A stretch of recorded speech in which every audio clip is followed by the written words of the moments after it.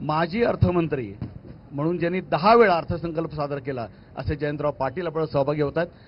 काय वाटतंय अर्थसंकल्पावर एकच दृष्टिक्षेप टाकल्यानंतर राजकीय अभिनिवेश बाजूला सारून हे राज्य प्रगती पथावर नेण्यासाठी हा असणारा अर्थसंकल्प हा पूरक आहे की मारक आहे? सगळ्यात महत्त्वाचं म्हणजे अर्थसंकल्पामध्ये महसुली तूट प्रचंड वाढलेली दिसते. राजकोषीय तूट प्रचंड 15-20 लाख कोटी रुपयाचे सगळे मिळून प्रकल्पांचा उल्लेख झाला. त्यातले किती प्रकल्प जाहीर करताना आपल्या राज्यात साधारणपणाने महसुली तूट ही 20,000 कोटीची होती आणि सुधारित काल परवापर्यंतच्या खर्चासह 26,536. तीच आता नव्या वर्षासाठी 45,892 म्हणजे 46,000 कोटी धरा. म्हणजे ज्या प्रमाणात मागच्या वर्षी तूट वाढली ते प्रमाण धरलं तर हे 45,000 कोटीचा आकडा एक 60,000 कोटीपर्यंत मॅक्सिमम जाऊ शकतो. तसंच राजकोषीय तूट 1,10,000 कोटीची त्यांची मागच्या वर्षी 1,32,000 कोटीवर गेली. म्हणजे आज 1,36,000 कोटीचा जो त्यांनी अंदाज राजकोषीय तुटीचा सांगितलाय हा 1.5 लाख कोटीपर्यंत जाऊ शकतो. सरकार हे सांगतंय की आम्ही फार नाही, फक्त 18% ग्रॉस GSDPच्या आम्ही 18%च कर्ज काढलेलं आहे. हा राज्यकर्त्यांचा जी भूमिका आहे ती 18%चं आणखीन आम्ही 22-25% जाऊ शकतो असा त्याचा अर्थ होतो. मला आठवतं की ज्यावेळी 1995 ते 99 युतीचं सरकार होतं त्यावेळी हा खर्च शेवटी 24-25% पलीकडे गेलेला. 100 रुपये मिळवले तर 103-104 रुपये खर्च असायचा. त्यामुळं त्या मार्गाने जाणं हे योग्य नाही. याचं भान राज्यकर्त्यांनी ठेवावं अशी माझी त्यांना विनंती आहे. पण माझा या प्रकल्पांना विरोध नाही आहे. प्रकल्प झाले पाहिजेत, पण ते प्रकल्प करत असताना प्रायोरिटी ठरवल्या पाहिजेत. ग्रामीण भागात, विदर्भात, मराठवाड्यात, खानदेशामध्ये त्या भागातल्या पश्चिम महाराष्ट्रातल्या लोकांना, कोकणातल्या लोकांना न्याय देण्याचे प्रकल्प कुठले त्या प्रकल्पांना आधी पूर्ण केलं पाहिजेत आणि तरच ही लोकसंख्येचा रेटा मुंबईवरचा वाढलेला जो आहे तो कमी होईल. त्याचं थोडंसं भान सरकारने ठेवावं. आज जे पहिल्या 4 पानावर वाचलेले जे प्रकल्प आहेत ते काय या वर्षीचे नाही आहेत. यापूर्वी त्याच्या अनेकदा घोषणा झाल्या आणि यानंतरही ह्या घोषणा पुढचे 3-4 बजेट होत राहतील असा मला विश्वास आहे. आपल्यावर चंद्रशेखर टिळक आपल्यावर अर्थतज्ञ आहेत. चंद्रशेखरजी, आपण काय विचाराल? जयंतराव, तुम्ही अर्थमंत्री असताना अर्थसंकल्पीय भाषणात एकदा असं म्हणलं होतात की सरकारी कर्मचाऱ्यांचे पगार आणि पेन्शन याच्यावरती खर्च होणारी रक्कम ही कित्येकदा 90% पलीकडे जाते. आज मितीला आपल्या देशामध्ये निदान 6 राज्य तरी NPS मधनं बाहेर येण्याचा विचार करतायत अशी राजकीय चर्चा आहे. आणि एकंदरीतच ज्या पद्धतीनं वारंवार पे कमिशन्स नेमली जातात या सगळ्यांचा पुरेसा विचार यंदाच्या अर्थसंकल्पात झालाय का? आणि झाला नसेल तर त्याचा नेमका आपल्या तुटीवरती आणि खर्चावरती कसा परिणाम होईल? त्याचा कुठं उल्लेख नाही आहे. आजच्या अर्थसंकल्पामध्ये उल्लेख नाही आहे. अलीकडेच थोडीशी वाढ जी देतो ती देण्यात आलेली आहे आणि सरकारी कर्मचाऱ्यांचा हा पगार त्या महागाईच्या निर्देशांकाप्रमाणे वाढत जाणार याचं भान ठेवून बजेटची प्रोव्हिजन केली पाहिजे. त्यामुळे सरकारी कर्मचाऱ्यांना ची जी वाढ होते नैसर्गिक वाढ त्याला आपल्याला थांबवता येणार नाही. पण त्याचं भान ठेवून त्यांच्या पगाराला कुठं अडकाठी येणार नाही, त्यांना पगार द्यायला 2-2, 3-3 महिने विलंब लागणार नाही याची खात्री केली पाहिजे. तेवढी काळजी त्यांनी बजेट मांडताना केली पाहिजे. मला काळजी अशी आहे की 45,000 कोटी रुपयाचं बजेटरी डिफिसिट, रेव्हेन्यू डिफिसिट यापूर्वी कधीच नव्हता. हा विक्रमी महसुली तूट सरकारने मांडलेली आहे आणि ही मानसिकता धोकादायक आहे आणि त्याचा परिणाम महाराष्ट्राच्या अर्थव्यवस्थेवर होईल. आता बाहेर जाऊन यांनी पैसे रेज करायचं ठरवलं तरी आपले बॉन्डची व्हॅल्यू किंवा कर्जाची व्हॅल्यू, क्रेडिट रेटिंग वेगळे येऊ शकतील, त्याचाही परिणाम होऊ शकतो.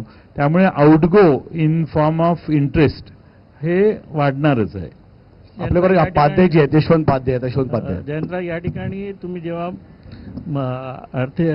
अर्थमंत्री होता, सलग 10 वर्ष तुम्ही बजेट प्रेझेंट केलं, त्याच्यात मला वाटतं 8 वेळेला तुम्ही सरप्लस बजेट दिलं होतं.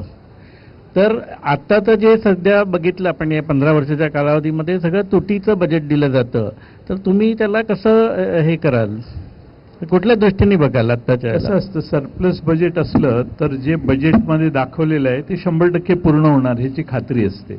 प्रत्येक डिपार्टमेंट आपल्या पेसने काम करू शकतो. पण जर निधी मिळण्याची अशाश्वती असली तर ते डिपार्टमेंट कुचमतं.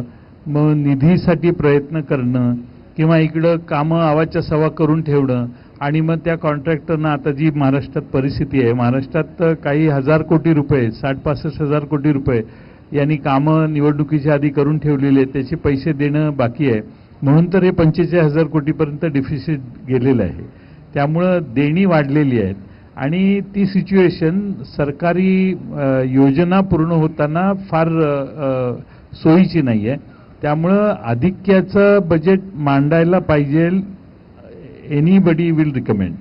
पण समजा नाही म्हणता येत तर आय कॅन अंडरस्टँड की एक 10-15 हजार कोटी रुपये मागं पुढं.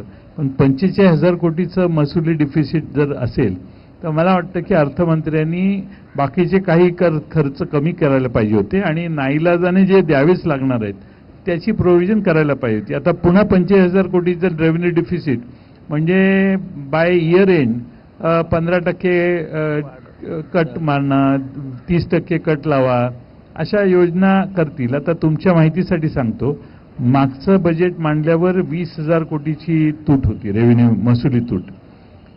त्याच्यानंतर सरकारने एवढी तूट असतानाही जवळपास 1,60,000 कोटी रुपयाच्या वेगवेगळ्या पुरवणी मागण्या सभागृहासमोर आणल्या.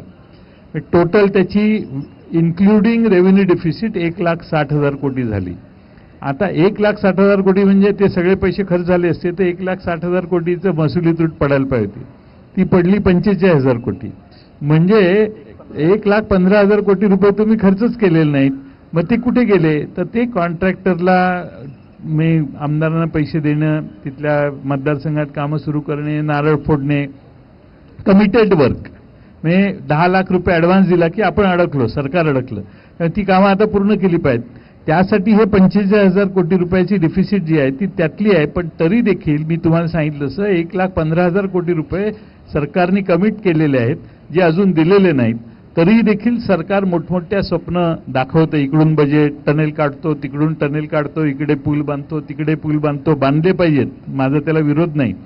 पण त्याला फायनान्सची तरतूद काय आहे हे अर्थमंत्र्यांनी आपल्या भाषणात सांगितलं असतं तर कॉन्फिडन्स वाढला असता सरकारबद्दल. जयू भाटकर आपल्याबरोबर आहेत. जयू भाटकर. जयंतराव, तुम्ही एक गोष्ट चांगली सांगितलीत की कुठल्याही प्रकल्पांना आमचा विरोध नाही, म्हणजे विरोधासाठी विरोध ही मानसिकता तुमची नाही, हे विचार तुमचे नाहीत. आपले अर्थसंकल्प पण जवळजवळ 10 अर्थसंकल्प हे राज्यातल्या जनतेने पाहिलेले आहेत. मला 2 मुद्द्यांवरती आपलं लक्ष वेधायचं आहे. एक म्हणजे आपण ज्या सांगली जिल्ह्यातले ज्या इस्लामपूर परिसरातल्या मतदारसंघात आपण स्वतः राजाराम बापू सहकारी साखर कारखान्याशी संबंधित आहे.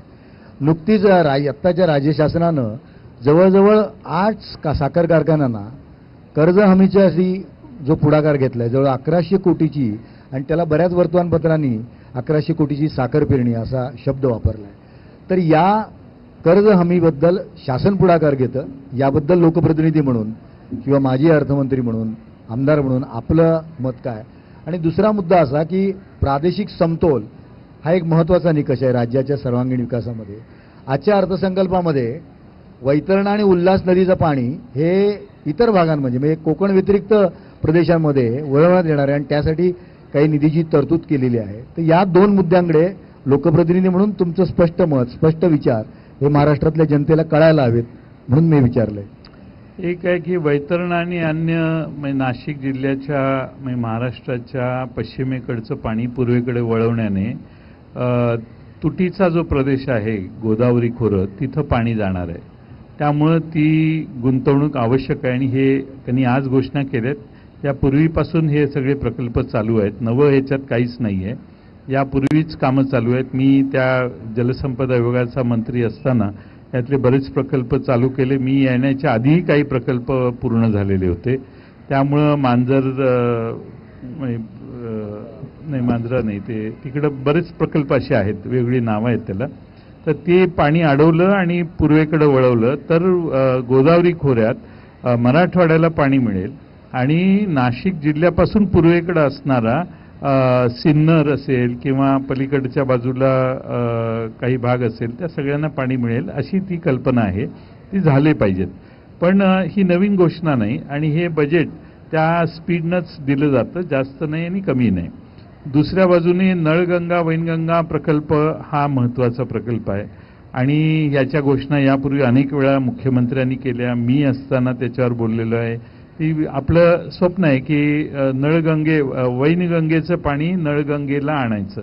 जवळपास 7 TMC पाणी आपण तिकडे इकडे आणू शकतो आणि वेगवेगळे जे विदर्भातले तालुके आहेत जिथं पाण्याचं कमतरता आहे तिथं देऊ शकतो. हा मोठा प्रकल्प आहे. प्रायोरिटीनं तो घेतला पाहिजे असं माझं मत आहे.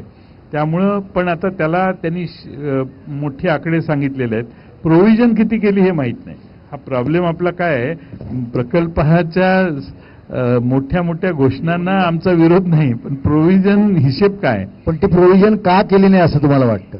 केली असेल. आता कानं उघडल्यावर आम्हाला कळेल. त्याचं आम्ही विधानसभेत मगाशी आपण म्हणालात की बऱ्याच ठिकाणी निधीचा तपशील सांगितलेला नाही. म्हणजे तेच ना, जनरली अशी प्रथा असायची की अमका प्रकल्प आहे, उदाहरणार्थ आम्ही बांद्रापासून वसईपर्यंत कोस्टल रोड करणार आहे, त्याला समजा 50,000 कोटी रुपये खर्च होणार आहेत. त्या 50,000 कोटीतले आम्ही 5,000 कोटी रुपये तरतूद करतो, असं कुठं नाही आहे. घोषणा अतिशय उत्तम आहे. त्यामुळं मी आता तुम्हाला नीलम गोरेंच्या हवाली करून जातो.